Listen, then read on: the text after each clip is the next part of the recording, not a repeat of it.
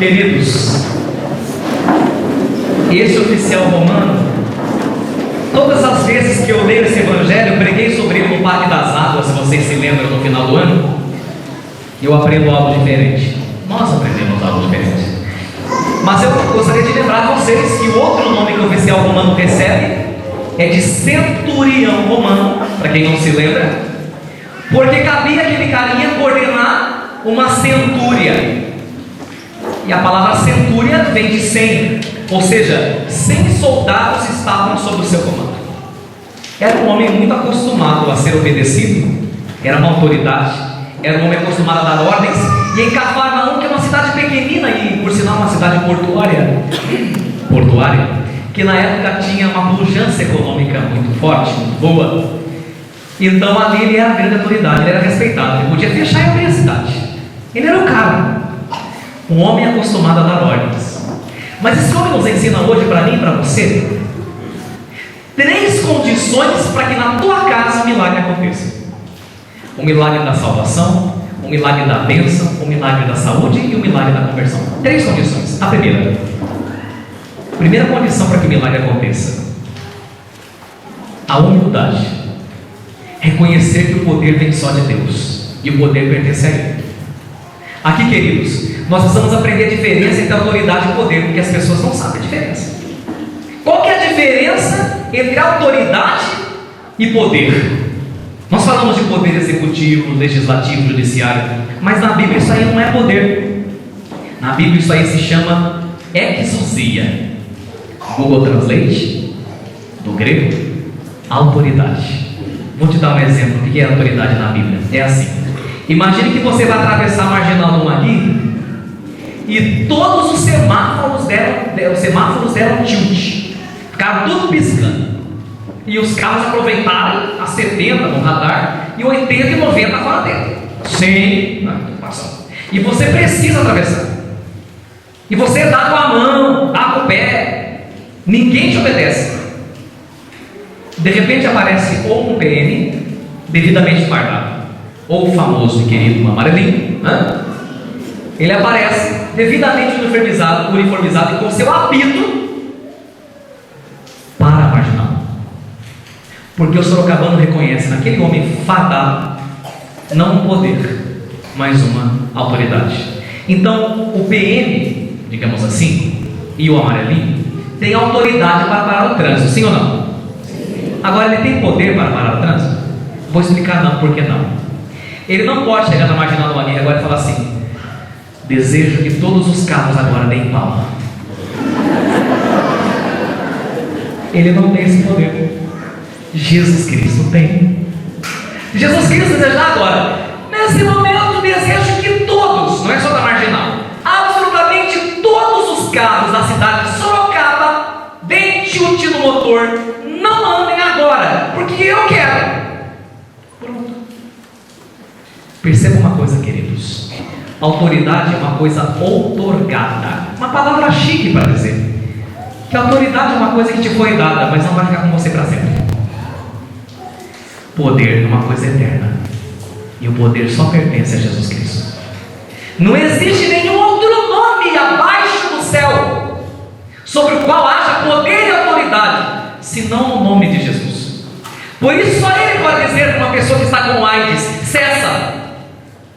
Como dizia nosso querido Jó no Antigo Testamento, só ele pode dizer para o mar: você é poderoso, mar, você dá até de tsunami, mas aqui cessa a arrogância das tuas ondas, dessa linha você não passa.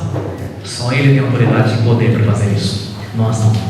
Queridos, a autoridade é sempre transitória, a autoridade é sempre passageira, mas o poder de Jesus Cristo não. E aqui nós precisamos aprender a grande lição desse dia.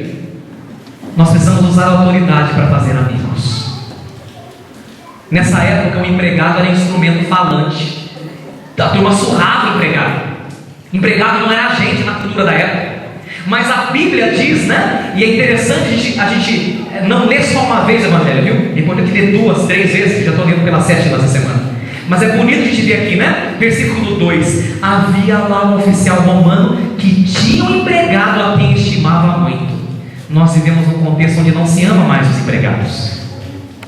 Eu estou falando aqui para vocês e para a gente na internet do Brasil inteiro. Eu não sei aqui quem é patrão, quem não é, e também nem quero saber. Um ou outro eu sei.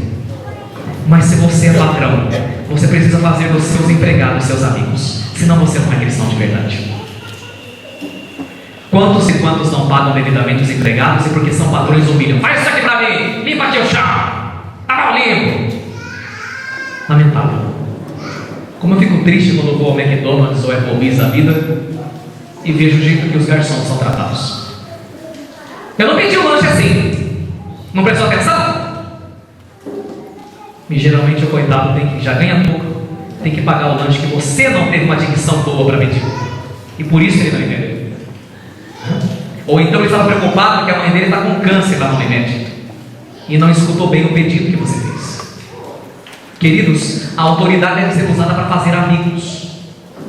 E aqui me desculpe a franqueza, mas se alguém trabalhou para nós e depois que trabalhou não nos viu mais e até mesmo nos trata com indiferença, nós devemos nos questionar se nós estamos sendo cristãos ou não.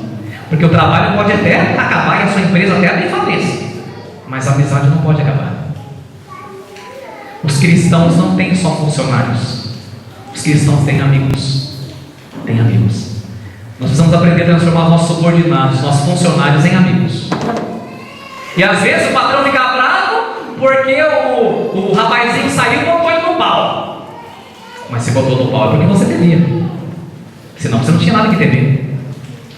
Pergunto hoje, como é que nós tratamos as pessoas que são subordinadas? Aí você fala assim, eu estou de boa, porque não sou patrão, sou empregado. Por sinal, meu patrão, Deus meu livre. Então, mas você tem autoridade de ser mãe. Você tem autoridade de ser pai. Não humilhe seu filho.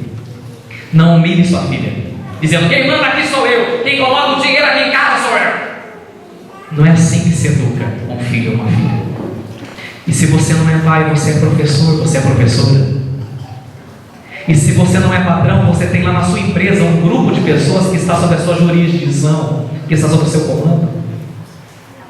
Minha gente, é lamentável ver como que muitas pessoas mudam quando nós damos poder a elas, né?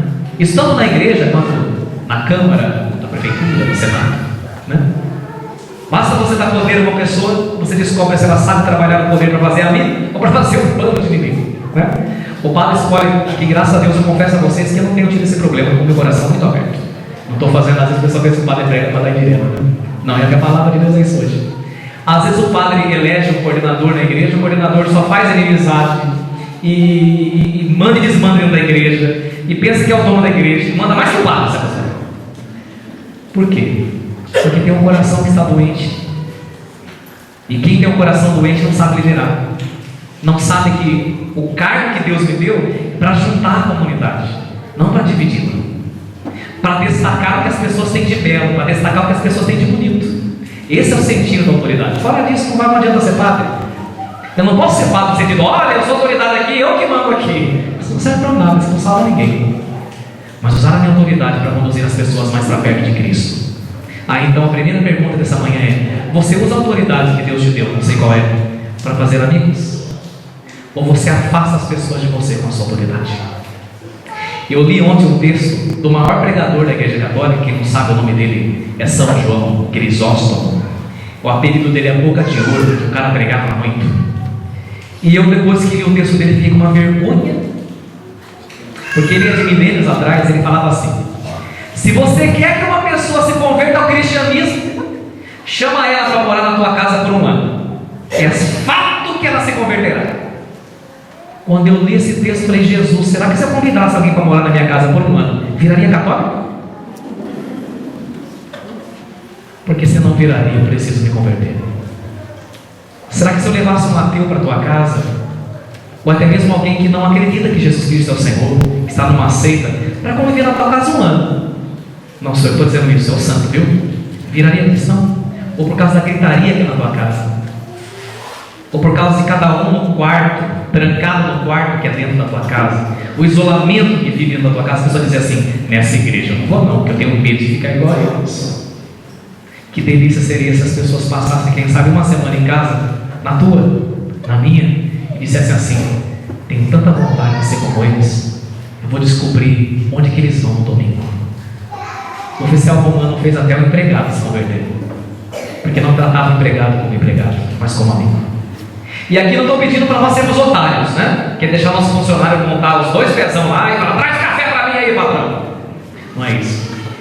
Cada um no seu lugar, exercer a autoridade com sabedoria, mas nunca humilhando as pessoas e fazendo inimigos. Desculpe, queridos, mas se nós fazemos inimigos como autoridades, como patrões que tem alguma coisa errada, precisamos nos converter. A segunda coisa, irmãos, a primeira é a humildade, não é? Reconhecer que a autoridade é momentânea, usar a autoridade para fazer amigo, porque a autoridade vai passar. Aí você fala assim: mas eu sou mãe, meu filho, minha filha, depois que ele fizer 18, 20 anos, a autoridade não acabou. Toda a autoridade passa. Eu não vou ser padre aqui para sempre. Usa a autoridade para juntar amigo. E reconheça que o poder vem de Deus. E só para terminar isso, que eu acho que eu não posso deixar de lembrar, é interessante na Bíblia, né? Vocês se lembram? Esse texto puxa outro. Você se lembra quando estava tendo tempestade lá no barco? E Jesus suave, tirando um sono, e todo mundo lá, o mar querendo engolir o barco, e os discípulos: Senhor, estamos perecendo, faz alguma coisa, o Senhor não se importa. Jesus acordou, olhou para o mar que engoliu o barco e falou: olhou para o vento e falou: passa. Tá. E aí, um discípulo, diz o texto, e cochichou com o outro, né? Quem é esse aí? Que até o vento e o mar obedecem. Só pode ser o Filho de Deus. Meus irmãos, às vezes em nossa vida vai acontecer alguma coisa, como acontece na minha, e eu acho que acontece na sua, que você vai ter que dizer para Jesus: Senhor, sozinho eu não aguento. Se o Senhor não solucionar, não vai dar certo. Jesus, vem e me ajuda, porque eu não posso. E Jesus chega diante do turbilhão da nossa vida, minha gente. Os problemas gigantescos que se abatem sobre nós, só olha e faz assim, e a nossa vida vira uma calmaria. Olha, gente, eu dou testemunho. Quantas vezes meu coração de homem, de padre, estava atribulado, uma tempestade dentro de mim, eu só falei assim: Jesus, por favor, me ajuda, Senhor. Gente, como que o clima na nossa casa muda. E desculpa a sinceridade, irmãos, mas é que nós às vezes somos católicos mais de domingo, só de domingo. A gente não usa catolicismo lá em casa. Na hora do pega para capar, Jesus, ajuda o meu esposo, Senhor, que tem andado nervoso, que tem se perdido. Ajuda, Senhor. Gente, isso acalma uma tempestade, porque a Ele pertence a autoridade, o poder e a glória, não a nós. Segunda coisa, queridos, nós precisamos, para que o milagre aconteça em nossa vida, reconhecer que nós somos pecadores. E aí eu acho bonito uma coisa: vocês repararam que todo mundo chegou em Jesus fazendo uma prévia. Jesus, ó, eu já vi um cara aí pedir um milagre, o cara é muito estimado, é importante, ele é tão bom que até construiu uma sinagoga. Sabe aquela sinagoga de Cafarnaum que o Senhor ensinava? Ele que mandou construir. Se não fosse ele, a gente não tinha. Então olha só a palavra que eles usaram: faz um milagre para ele, porque ele merece. Eu achei muito engraçado isso aqui, né? O povo quer convencer Jesus Cristo que Jesus tem que fazer o milagre porque ele merecia. Até nos construir uma sinagoga. Dá uma olhadinha no versículo 4, né? Versículo 4. Vamos estudar a Bíblia juntos? Chegando onde Jesus estava, pediu-lhe com insistência. O oficial merece Jesus.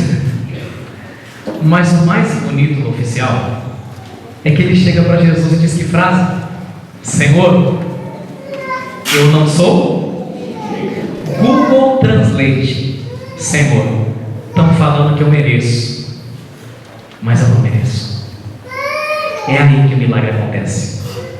Irmãos, nós não merecemos nada. Tinha um santo que falava assim, eu sei que a frase é forte, mas não é minha. Tinha um santo que falava assim: o que nós merecemos é um lago de enxofre e de fogo, porque nós somos pecadores. Mas Jesus não quer nos jogar no lago de enxofre e de fogo, porque Ele nos ama. Como que é bonito eu ver gente que não vai na igreja e que é curado no hospital pela oração dos outros. Em nenhum momento diz que o empregado dele acreditou em Jesus. Em nenhum momento diz que o empregado dele: sim, eu vou à missa, eu vou à sinagoga, mas ele foi curado no mesmo instante. Quantas e quantas vezes você intercede por alguém que não é de igreja, por alguém que não é de missa, lá na Unimed da vida, lá no regional, e a graça acontece?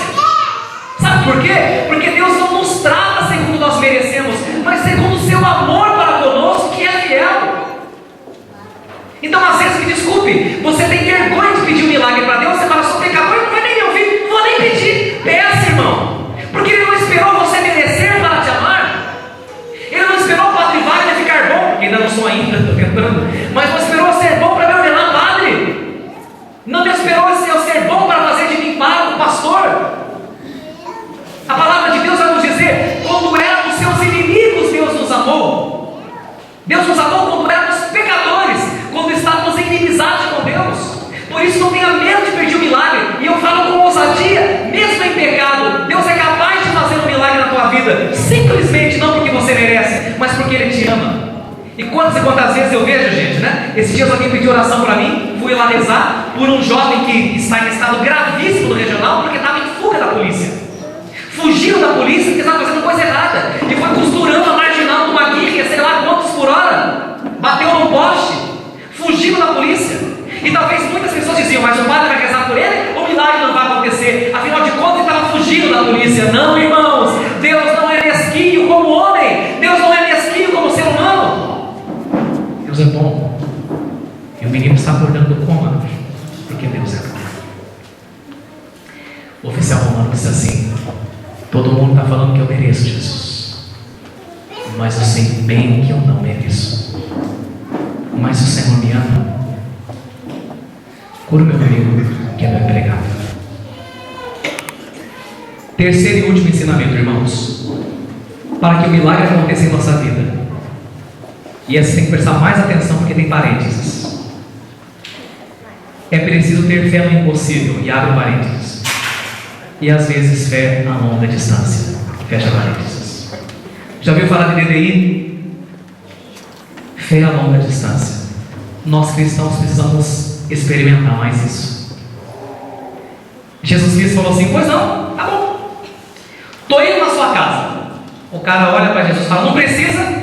Jesus se assusta e para. Ué? Por que não? Não, Senhor, não. Eu estou rimando. Eu falo para o guarda: sentido. Ele obedece. É só o Senhor falar daqui que ele é curado lá. Jesus Cristo falou: olha, poxa, que maravilha. Diz o Evangelho que Jesus ficou admirado e falou assim: olha, não encontrei em Israel uma fé desse tamanho. Tá bom, está curado porque eu quero, porque o poder pertence a Jesus e a autoridade pertence ao oficial romano, né? Queridos irmãos e irmãs, como nós somos homens de pouca fé. Às vezes o pai dá uma bênção, olha, eu vou orar por todas as dificuldades físicas. Chego ali na porta: põe a mão aqui na minha cabeça, padre, o senhor não pôr a mão, eu não sou sarada. Aqueles que vão orar no Santíssimo, está aqui o sacrário, e fica passando a mão no sacrário, arrancando a tinta, e mexe, porque se eu não tocar, a graça não acontece, né? O padre está passando e pega a roupa do padre e põe no tapete, senão a graça não acontece.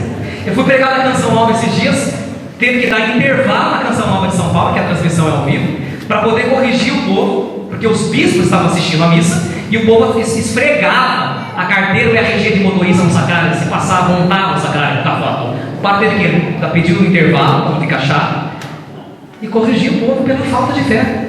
Queridos, fé é a longa distância. E eu fico vendo como Deus é delicado às vezes comigo, eu acredito com você também. Eu estava preparando essa pregação já há uma semana, mas eu medito a palavra uma semana antes, né? Mas eu estava fazendo as conclusões para a primeira missa, que é de ontem à noite. Essa era a minha terceira pregação. E quando eu tinha terminado a pregação, me deu um tilt, né, um insight de abrir e-mail. E eu recebo cerca de 500 a 1000 e-mails por dia. Não consigo responder todos, mas ler eu leio todos.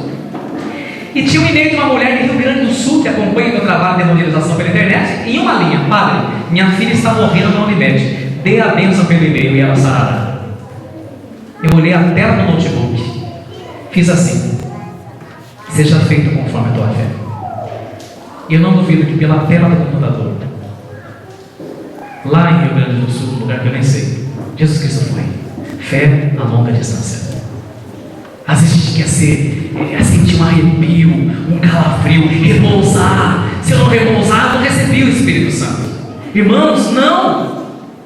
Deus age muito mais sutilmente do que visivelmente, né? Isso me faz lembrar aquela velha anedota, mas vale a pena lembrar nesse dia de hoje, para a gente aprofundar, né? Diz que Jesus ficou preocupado com o SUS, né? Quem não fica? O nosso sistema do último suspiro, né? Aqui no Brasil.